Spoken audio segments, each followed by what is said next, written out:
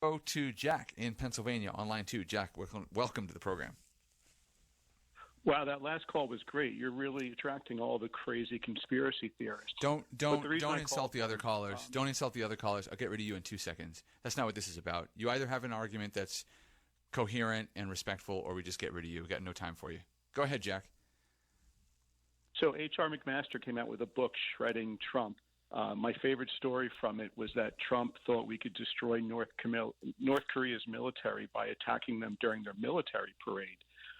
So why is it that 80% of the people in Trump's cabinet think he's a joke and unfit for office?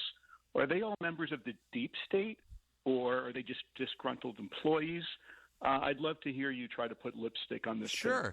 I've got H.R. McMaster right in front of me. This is the Wall Street Journal excerpt from his biography, and the headline is about Putin. It says that Putin has a hold on Trump that H.R. McMaster can't explain. So what we have here, in my view, is the third successive attempt, 3 elections in a row, that they've spun this Russia collusion conspiracy theory.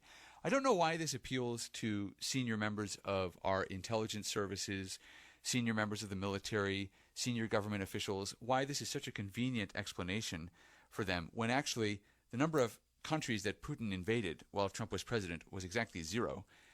But this seems to be the go-to conspiracy theory for members of a policy elite that hover around Washington, D.C. I don't use the term globalist because I don't think that really captures who they are, but this does seem to be an obsession. What's interesting about H.R. McMaster is he was brought into the administration at the behest of John McCain, who was very hawkish in terms of foreign policy and military policy. He didn't like a lot of Trump's policies, even though Trump's policies ended up working, at least in foreign policy and national security. But McMaster was brought in. He lasted 13 months, and somehow, even though he left in 2018, he waited 6 years to write a book and releases it 3 months before an election.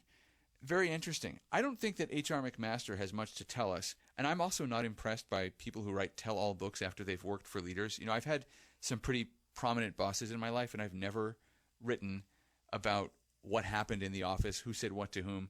To me, these kinds of books, even Robert Gates, who wrote a nasty book. You know, there was a columnist for the Wall Street Journal who was very anti-Obama.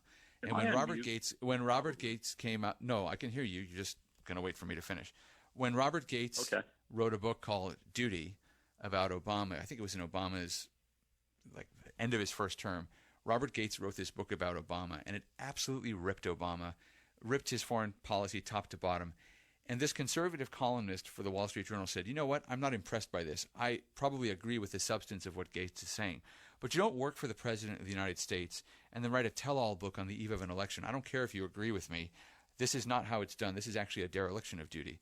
So I regard H.R. McMaster's book in the same vein. Now, it's interesting. You said 80% of Trump's cabinet appointees disagree with him. I don't know where you're getting that figure. We had a caller in the last hour who said there were 34 people who had worked in the Trump administration who come out against him. So I don't know if 34 people is 80% of the cabinet. Maybe you guys need to get together and make sure you have the talking point correct. But I frankly don't care. I'm voting for Trump because of what he stands for, and I'm voting against Kamala Harris because of what she stands for.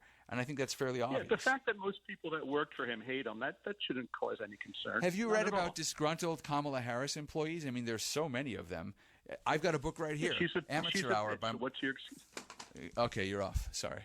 We're off. You're done. You don't come on here. I don't care if it's Kamala Harris, who I don't like. You're not calling a woman that. This caller calls in a lot. He just insulted Kamala Harris using the B word. This guy is the same guy who said on Twitter that he was looking forward to Trump being raped in prison. We let him on the show because we'll let anybody on the show if they have an argument to make. But this guy just calls up and hurls abuse. And you know what? I don't care if Kamala Harris is someone I disagree with on every policy and who I have no respect for politically. You're not going to come on this show and call a woman that, okay? This is the quality of people they attract to their side. I know there are better Democrats than this, but these are the people who represent them on shows like this. They call in, and when you scratch the surface a little bit, they're just misogynistic jerks or racists. I don't know why they vote Democratic. the Democrats are supposed to be the party that opposes all that. We know they don't. I mean, Bill Clinton spoke at their convention. But, Al Sharpton. But this guy gets on here. I'm happy that Kamala Harris is the Democratic nominee. I think that it presents a real good fight. I don't like her policies. I think she's a poor administrator. She's not achieved anything in her life other than getting elected. But I'm not going to call her that. I'll leave that to the left-wing callers who try to troll conservative programs. When we come back, the Trumpian virtues and your calls, 866-95.